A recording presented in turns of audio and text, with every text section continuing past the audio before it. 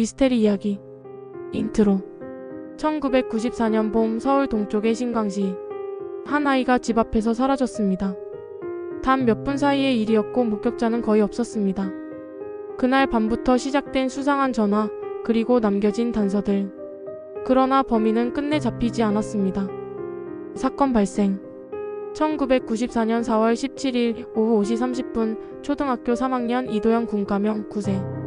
그는 평소처럼 아파트 단지 놀이터에서 친구들과 놀고 있었습니다.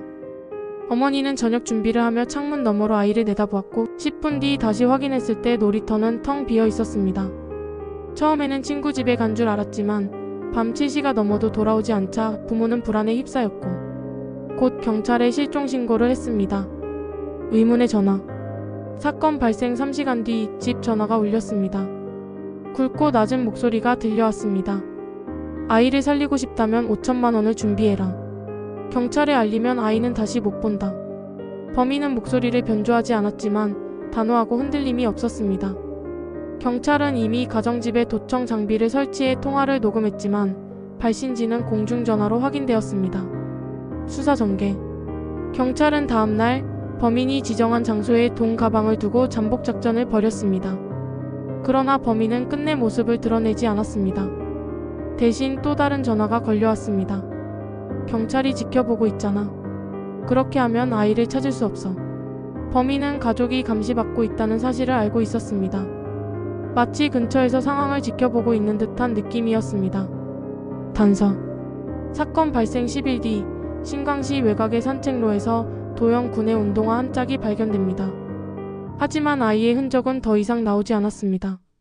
지문, DNA, 머리카락 어떤 결정적인 증거도 남아있지 않았습니다. 한 주민의 목격담만이 유일한 단서였습니다. 검은색 승용차가 아파트 앞에서 잠시 정차하더니 아이가 타는 것 같았어요. 하지만 그땐 그냥 부모님 차인 줄 알았죠. 미궁.